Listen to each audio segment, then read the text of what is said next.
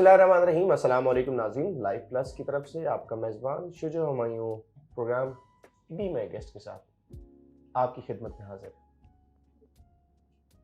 मौसीकी रूह की खज़ार। कहते हैं कि प्यार नहीं है सुर से जिसको वो मूर्ख इंसान नहीं।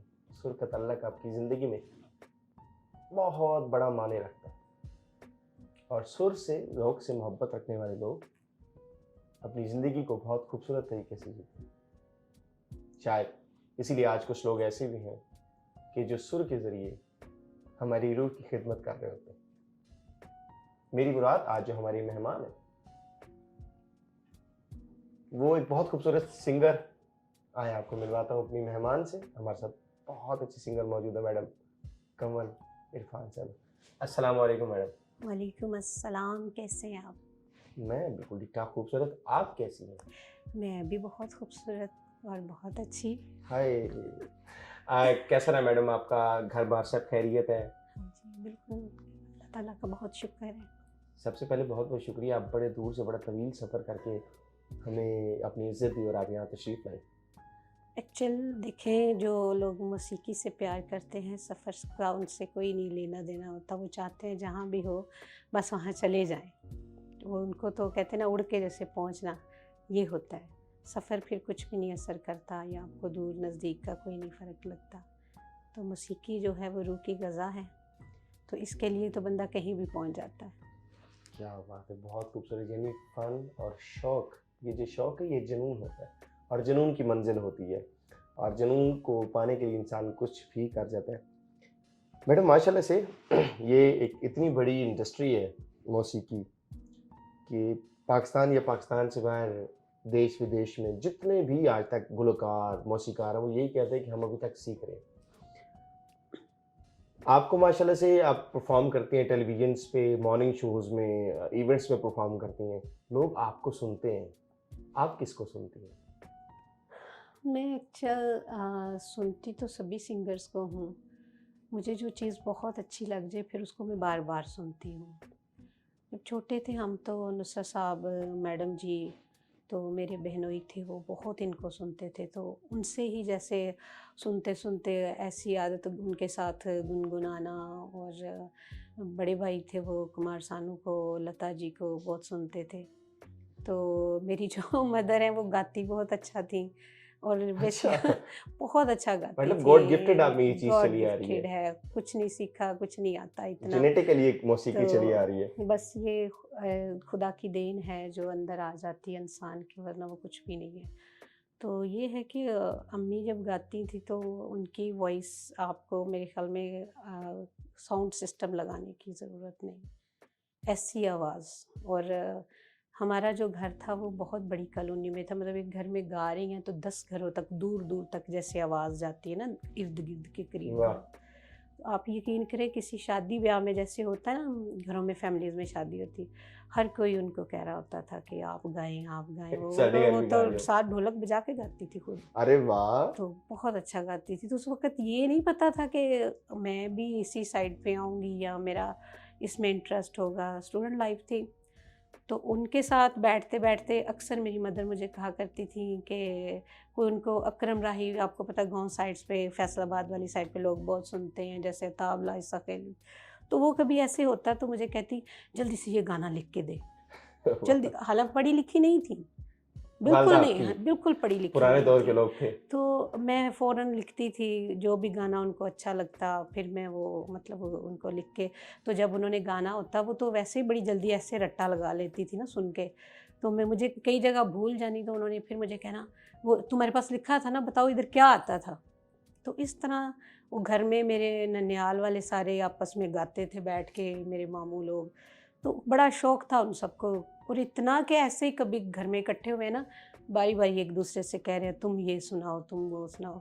तो ऐसे करते-करते बस अच्छा, मतलब आपका ताल्लुक एक या तो मौसीकार घराने से था या शौकिया सब लोग सारे गाते? शौकिया गाने वाले। मतलब मौसीकी का ताल्लुक खानदान से नहीं नहीं है, ताल्लुक था, दूर-दूर तक शौकिया। नहीं है। सब ऐसे ही शौकिया गाते थे, मतलब ननिहाल में सभी को पसंद था। तो जिसको भी जो चीज़ अच्छी लगती थी वो कहते थे जी ये गाएं, ढोलक मेरी अम्मी बजाती थी और ढोलक मतलब भी ज़ौक़ आपकी कमाल वालिदा की। से चला ये। तो फैमिली में सारे ही मतलब गाते थे, मेरी नानी जी भी, जो खालाएँ हैं वो भी, सारे। और आवाज़ इतनी उनकी अच्छी थी ना, हमारे पास वो आवाज़ ही नहीं आज जो उनके पास थी। शायद वो देसी खुराकें खा खा के लोग ऐसे ही पक्के है। हुए थे कि उनको किसी प्रैक्टिस की ज़रूरत नहीं थी, कभी कोई इस तरह से। अब तो आज तो घी कोई 85 किस्म का आ रहा है। ऐसे ही है। बिल्कुल ठीक हमें है। दूध खालस नहीं मिलता, चीज़ें खालस नहीं मिलती, मतलब वो गंदम वगैरह हर चीज़ जो थी उस वक़्त अपने घर की हर चीज़, तो उनमें शायद मैंने कभी नहीं देखा कि कोई प्रैक्टिस हो रही है या कहीं गला ख़राब हो रहा है, फँस रहा है। आज हमें, जब मैं सुनती हूँ ना, कई जगहों पे बैठती हूँ कि इसके लिए बड़ी प्रैक्टिस की ज़रूरत होती है, तो मैं आज डर गई हूँ, वरना मैं तो मौसीकी से कभी डरती ही नहीं थी कि ये इतना मुश्किल काम है। मैंने मतलब बड़े लोगों में बैठ के तो फिर मैंने देखा कि ये मुश्किल, वरना कभी मुश्किल नहीं लगता था। 9th क्लास में थी तो मैंने फर्स्ट इसमें प्राइज़ जीता था सिंगिंग में। मैंने गाया था वतन प्यारे वतन, अमानत अली साहब का, अमानत अली खान साहब का। हुब्बुल वतनी है कि अपने दिली नगमे से ही आपने तो वो मैंने 9th गाने का क्लास आगाज़ में किया। इतनी बड़ी ट्रॉफ़ी मुझे मिली थी। लाहौर से लोग आए थे काफ़ी जगहों से, तो उसमें मैं फर्स्ट आई थी। तो इस तरह मतलब करते-करते फिर वुमेन डेज़ था, उस वक़्त भी मेरे ख़्याल में 9th 10th में 8th में इस तरह क्लासों में थी। स्कूल लाइफ़ से ही। हाँ, तो ऐसे ही मैं, कोई 5000 का मजमा होगा, उस वक़्त वो मूवी आई हुई थी 5000 दिल का आना, हाँ, कच्चे धागे। अच्छा, तो कच्चे वो धागे। गाना मैंने वहाँ पे परफ़ॉर्म किया, इतनी क्लैपिंग हुई, इतनी, तो पता नहीं अच्छा किया था कि कैसा किया था वो नहीं याद। लेकिन जो आपको लेकिन एप्रिसिएशन मिली वो पक्के धागे हो गई। वो बस ऐसे ही समझे, मतलब ऐसे करते-करते तो ये मेरा स्टार्ट था। और यहाँ से फिर मैंने फर्स्ट ईयर सेकंड ईयर के बाद, बल्कि मैं कॉलेज लाइफ में भी जहाँ पे बैठ के गाती, उस वक़्त एक मूवी आई थी, मैं इंडियन ज़्यादा गाया करती थी। ठीक है। तो नायक नाम के, नायक नायक खलनायक। नाम, नहीं, नायक नाम की मूवी थी। नायक ने वो अनिल अनिल कपूर कपूर जी की, की। जी अनिल कपूर की। उसमें एक गाना था चलो चले मितवा, तो वो ऐसे ही बैठी, दोस्त थे हम सारी बैठी तो गा रही थी। तो मेरी एक दोस्त, उसने कहा यार तेरी तो आवाज़ इतनी अच्छी है, तू इतना अच्छा गाती, तो तू प्रोफेशनल क्यों नहीं करती? तो मैंने कहा हमारे घर में तो कोई प्रोफेशनल नहीं करता, बस बस ऐसे ही चौकिया सारे गाते गाते हैं। तो कभी किसी ने कहा भी नहीं कि प्रोफेशनल गाना चाहिए या ज़रूरी है।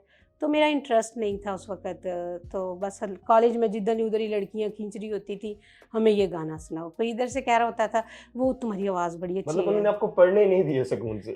यानी जब भी हम ब्रेक होती थी ना, बैठते थे, तो लड़की कोई इधर से आ जाती, कोई उधर से आ जाती। आप रियली, मैं खुद हैरान होती थी कि उस वक़्त वो दौर अच्छा था। अब मुझे जब कहते हैं ना, अब मैं डरती हूँ गाते हुए, उस वक़्त कोई नहीं डर होता था, जिधर किसी ने पकड़ा उधर ही बैठ के गाना शुरू कर दिया, तो अब डर लगता है। उसकी वजह? उसकी रीज़न ये कि मैंने जब मैं पीएनसीए में गई स्टार्ट, यहाँ पे मैं जॉब करती थी, 2007-8 के बाद की बात है।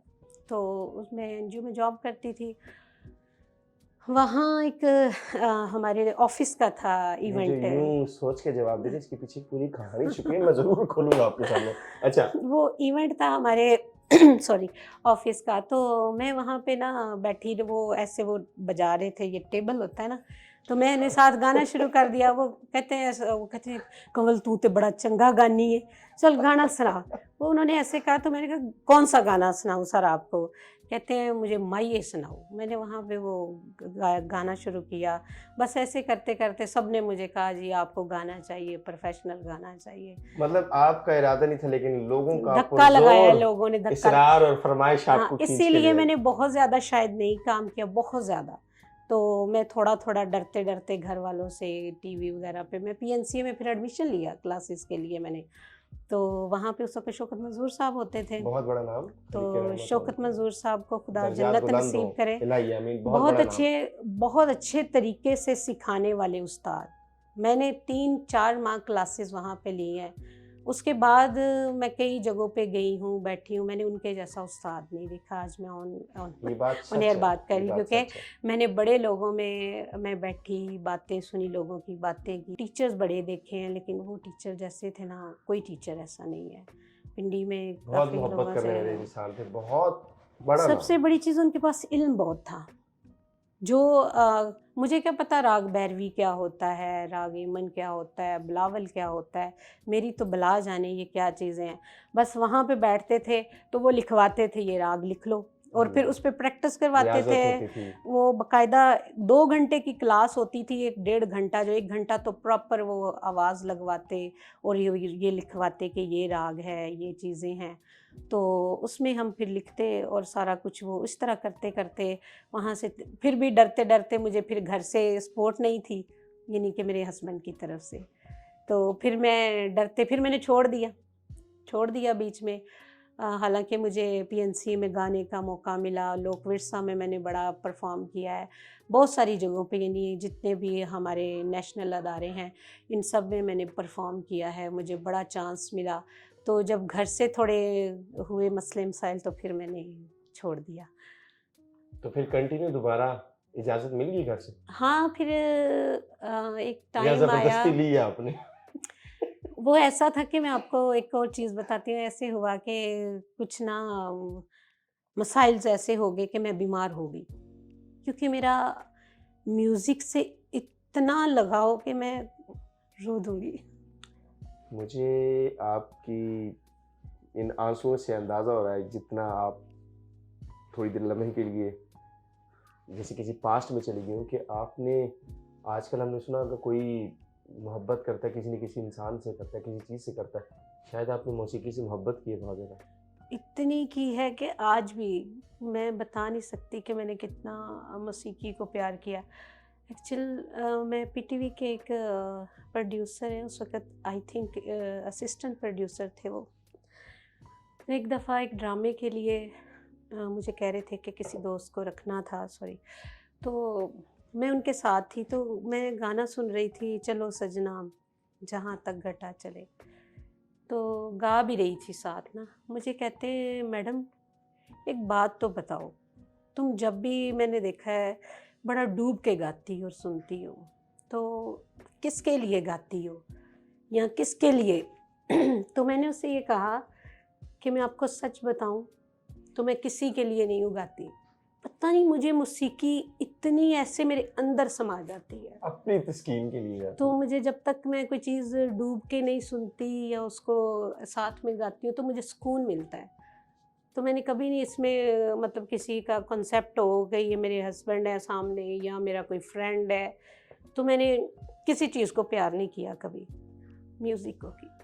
मौसीकी को उन्होंने बहुत प्यार किया, क्योंकि जिस चीज़ को चाहा जाए, मोहब्बत की जाए, वही हकीकत आपको उसमें कामयाबी भी मिलती है। अच्छा मुझे ये बताइएगा मैम, माशाल्लाह मैंने ये देख लिया आप डूब के गाती हैं।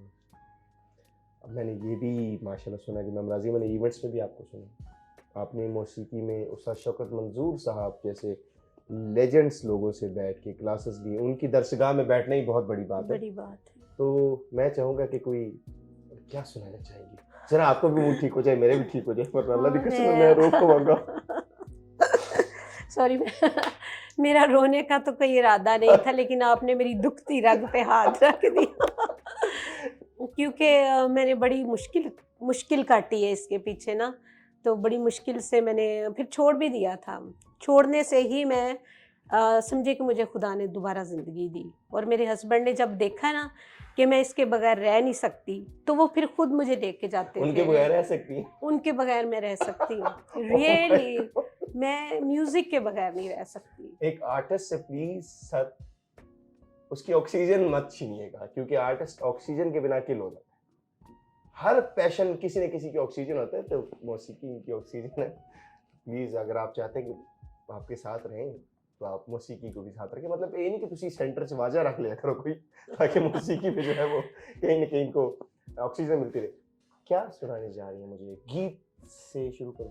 मैं आपको जी, नैयरा नूर का है, वो मेरा बहुत ही ओह! फ़ेवरेट है। बहुत बड़ा नाम पाकिस्तान का, नैयरा नूर। जी, तो मैं उसी से आपको स्टार्ट करूँगी थोड़ा-सा। माज़रत ख़वातीनो हज़रात, हम चूँकि हमारे स्टूडियो में इंस्ट्रूमेंट मौजूद नहीं, लेकिन हम रियल आवाज़ आप तक पहुँचाने की कोशिश करते हैं। उसी आवाज़ से ये दर्द बाहर आता है। जी मैडम। कहाँ हो तुम, चले आओ, मोहब्बत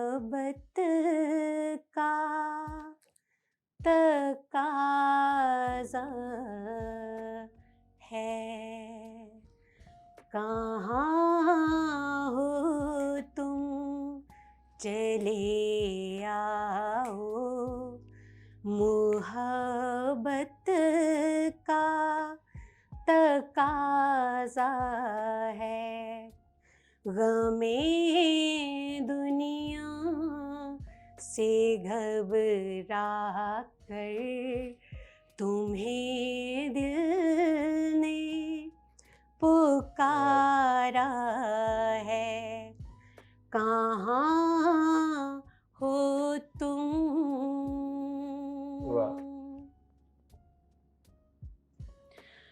तुम्हारी बेरुखी एक दिन हमारी जान लेगी,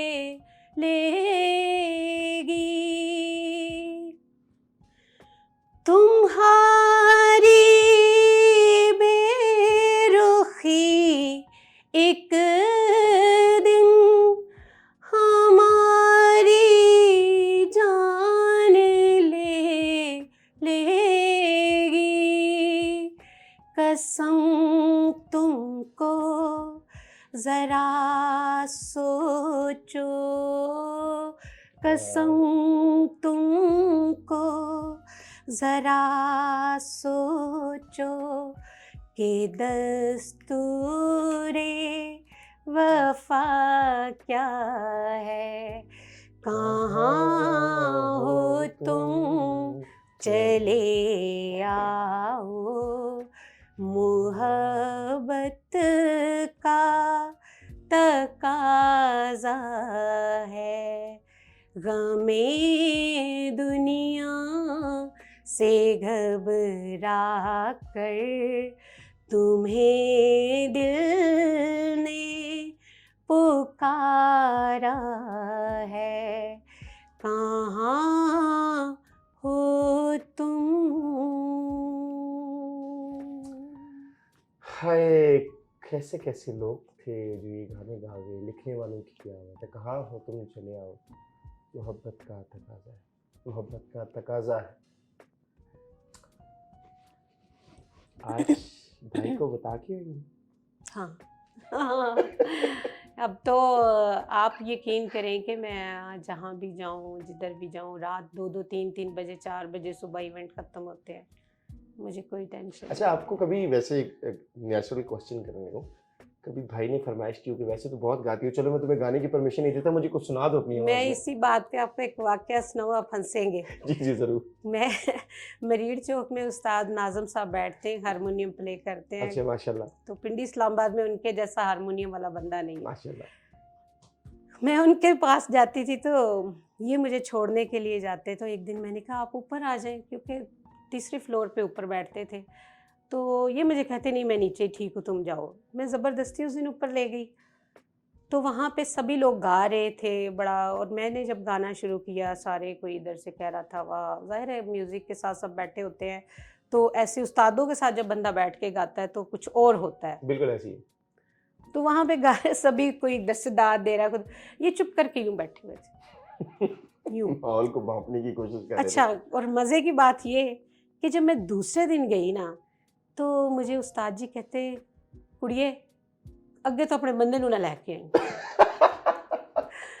कहते ऐसा बंदा जिसको म्यूजिक ये अलिफ बे का पता नहीं, और लोग सारे सुन रहे हैं और इतनी दाद दे रहे हैं, और उसका काम देखो चुप करके यूं बैठा हुआ है। और शरीफ ऐसे इंसान है ना, शरीफ इंसान है।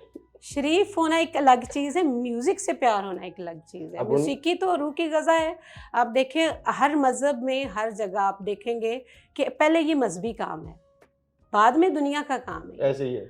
तो हर मज़हब में मौसीकी को अवलियत है, आप कोई मज़हब इससे खाली नहीं है। ऐसे ही है। तो फिर बंदा इंसान कैसे खाली हो सकता है? सुर है, ये कायनात भी रिदम में है। जी जी बिल्कुल, बिल्कुल। सुर बहुत जरूरी है। आप कह रहे हैं ना कि मतलब उनको प्यार, अब तो वो ऐसा है कि कोई पास गा रहा हो ना, तो सुर गलत लगाए या उसकी आवाज़ सही ना हो, वो फौरन कहेंगे इसका मज़ा नहीं आया।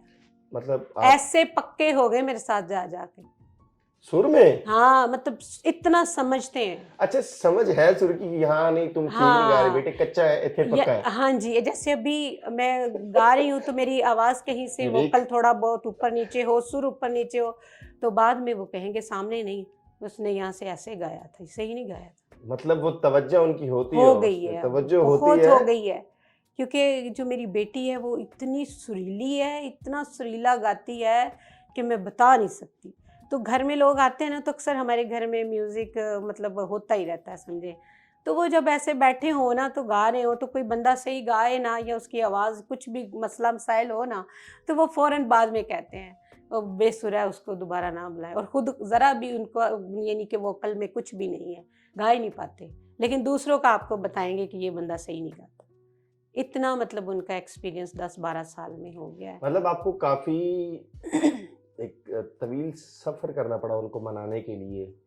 हाँ, 5-6-7 साल जो लेकिन है बड़ी 7 साल आपने बड़ी मुश्किल मुश्किल, गुजारे। टफ जिसको कहते हैं ना, तो ये अपना पीछे वाली बातें दोहराई तो अच्छा है। अच्छा, तो वो फिर मैं तो मैंने पहले भी कहा था कि आप दुखती रग पे हाथ रखते हैं। चलिए जी, मैं आप दुखती रग पे हाथ नहीं रखता, अब मैं थोड़े अंगारों पे हाथ रखने की कोशिश करता हूँ।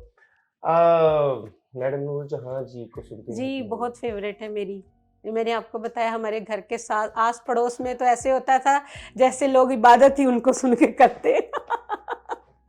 मतलब हाय, इतना लोग सुनते थे जब हम स्कूल लाइफ में जाते थे ना, स्कूल छोटे होते थे, तो हमारी जो गलियां वहाँ पे रश रहता था हर वक्त।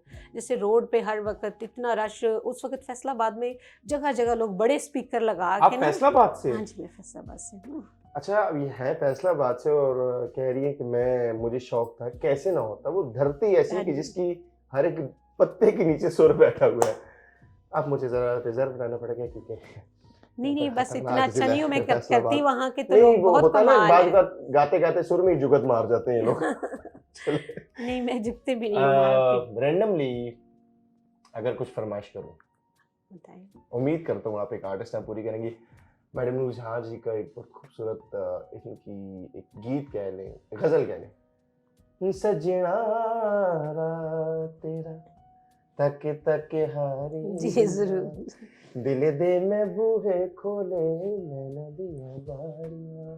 ये अगर आप सुना दे तो मेहरबानी होगी। जी जी जरूर, क्यों प्लीज। नहीं। ये क्योंकि मेरा अपना फेवरेट और ये राग मेरा अरे फेवरेट है। वाह, ये कौन सा राग है मैडम? ये राग एमन में है, राग एमन। क्योंकि एमन कल्याण मुझे मेरा फेवरेट जो है हेमन ना, कल्याण, ठाठ। ये जो लोग मौसीकी में आ रहे हैं, ये बेसिक्स है, ये आपको सीखनी पड़ेंगी अगर आप अच्छा सिंगर बनना चाहते हैं तो। जी मैडम। तो ये चीज़ें मुझे वैसे ही इसमें इंस्पायर करती हैं मेरा, क्योंकि इसको रागों का बादशाह कहा मैंने जाता फिर है। तो नहीं दुखती रख इस पे हाथ रख दिया? नहीं नहीं नहीं, बिल्कुल नहीं। मैं राग की बात कर रही कि जी इसको जी। रागों का बादशाह कहते हैं। और इस राग में मैंने इंडियन पाकिस्तान जितने सॉन्ग है ना, आप जिसको भी छू लें, यकीन करें कि वो जरूर आएगा ना इस राग में, ऐसे गाने और इतने गाने बेतहाशा गाने बने। तो आपकी फरमाइश की नज़र। बिस्मिल्लाह। ਹੁੰਦਾ ਰਾਤ ਦਾ ਜਾਗਣਾ ਬਹੁਤ ਮੁਸ਼ਕਿਲ, ਜਾਂ ਕੋਈ ਜਾਗਦਾ ਪਹਿਰੇਦਾਰ ਰਾਤੀ, ਜਾਂ ਕੋਈ ਜਾਗਦਾ इश्क दी तार वाला,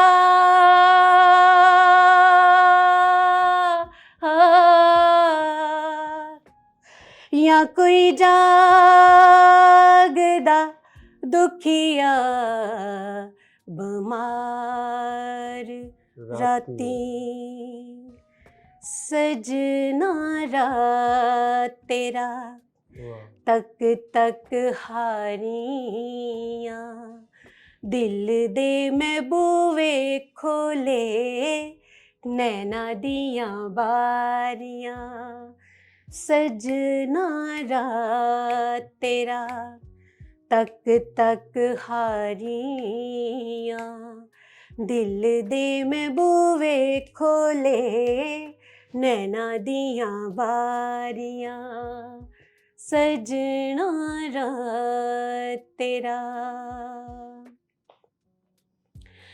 ਤੇਰਿਆਂ ਵਿਛੋੜਿਆਂ ਦੀ ਅੱਗ ਚੰਨਾ ਫੂਕਦੀ,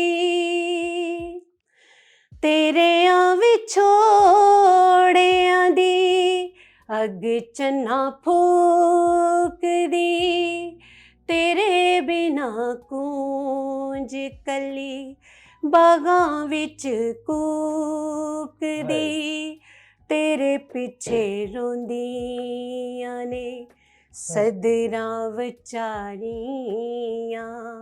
ਦਿਲ ਦੇ ਮੈਂ ਬੂਵੇ ਖੋਲੇ ਨੈਣਾ ਦੀਆਂ ਬਾਰੀਆਂ, ਸਜਣਾ ਰਾਤ ਤੇਰਾ ਤੱਕ ਤੱਕ ਹਾਰੀਆਂ, ਦਿਲ ਦੇ ਮੈਂ ਬੂਵੇ ਖੋਲੇ ਨੈਣਾ ਦੀਆਂ ਬਾਰੀਆਂ, ਸਜਣਾ ਰਾਤ ਤੇਰਾ।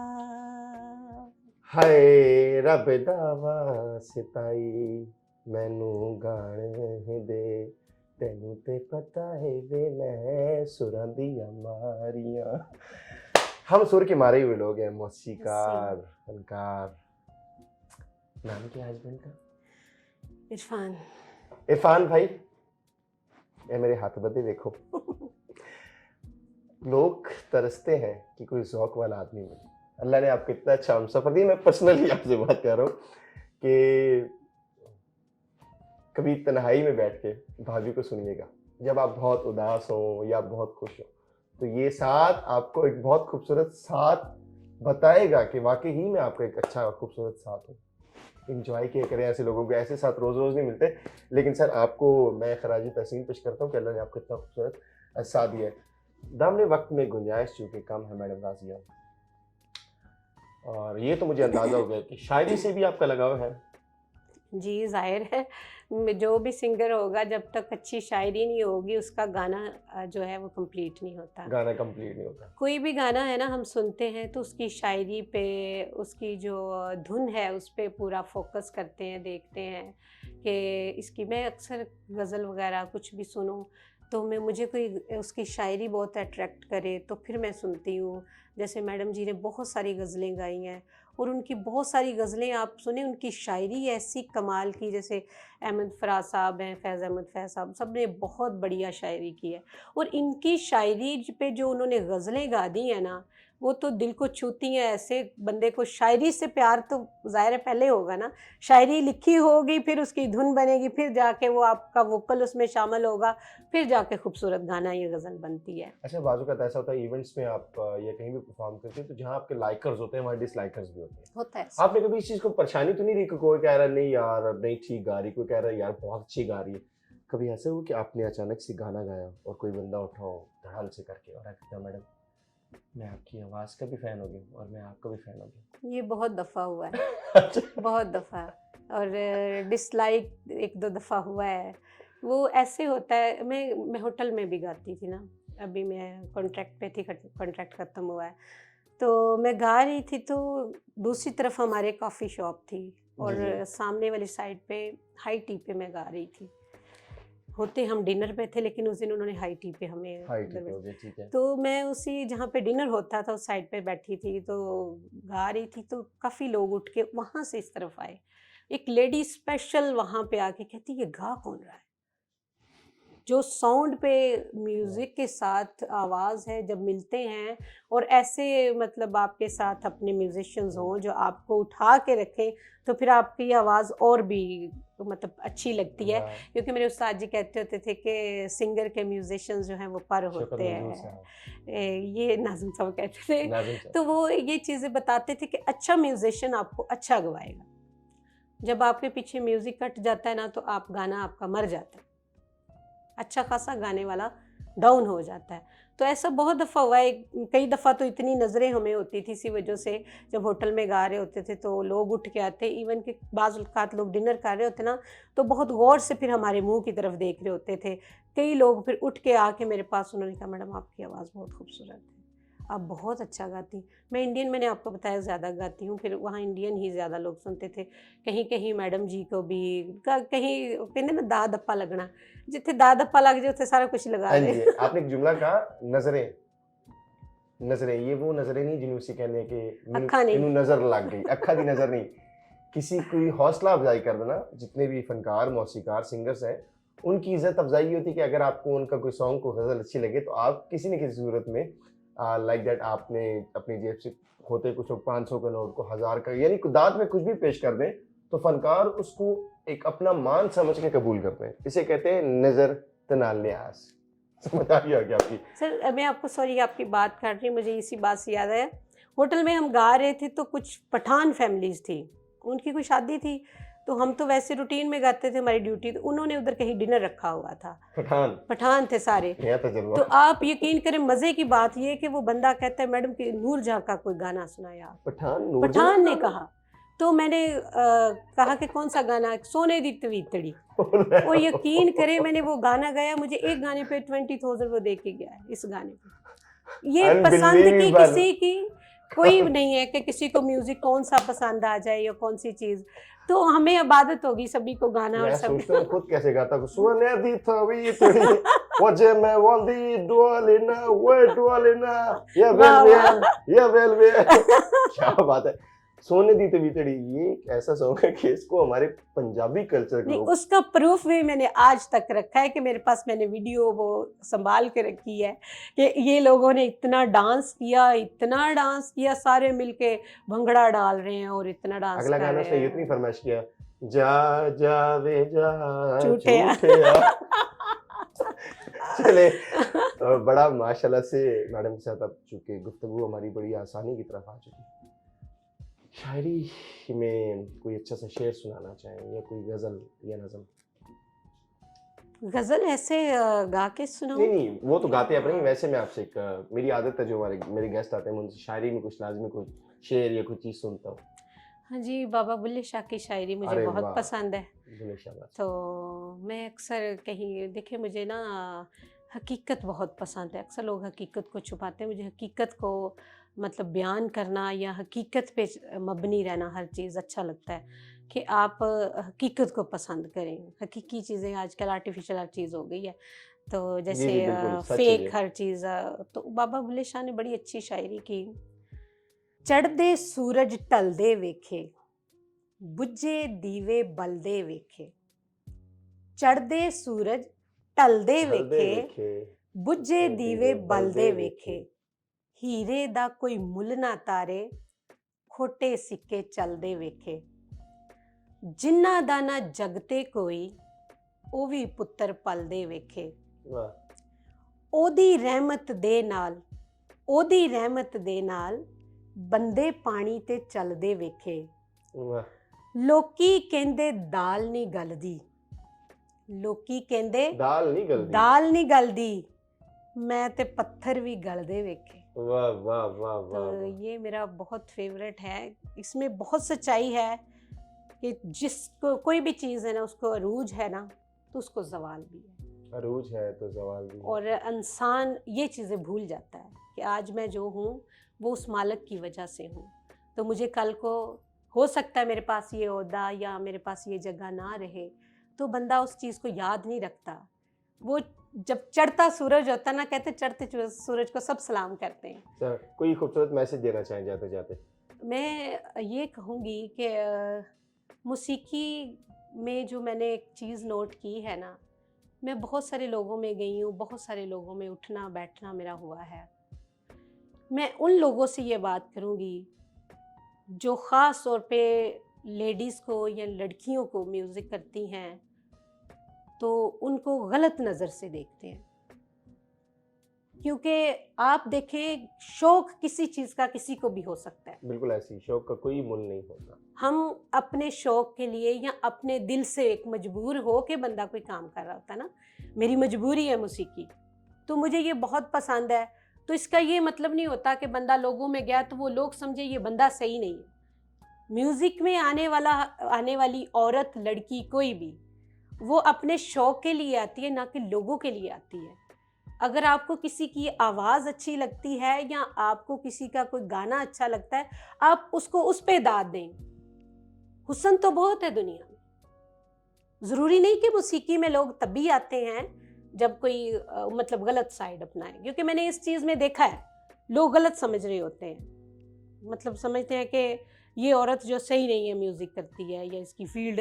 तो खुदारा ये लोगों से मेरी इल्तिजा है कि इस कॉन्सेप्ट को लोगों के दिमाग से निकालें। बहुत खूबसूरत बात की आपने मैडम। इन्होंने कहा कि बेसिकली कोई भी, चाहे मेल है या फीमेल है, दर हकीकत कोई गा रहा है, एक तो वो आपको एक एंटरटेनमेंट कर रहा होता है एंटरटेन ना। करने की कोशिश कर रहा होता है, लेकिन अपने आप को वो ऑक्सीजन देने की कोशिश कर रहा होता है। बड़ा खूबसूरत पैगाम। ख़वातीन हज़रात, प्रोग्राम बी माई गेस्ट के साथ Shujaat Humayun life plus channel से आज एक नई गेस्ट के साथ आपके साथ मौजूद था। अगले मेहमान तक के लिए दोबारा हाजिर हूँगा। तब तक के लिए अपनी दुआओं में याद रखिएगा, और जाते जाते एक ज़रूरी पैगाम, हमारे चैनल लाइफ प्लस को सोशल मीडिया के पेजेस पे और यूट्यूब पे ज़रूर सब्सक्राइब करें, लाइक करें, शेयर करें। खुदा हाफिज़। खुदा हाफिज़।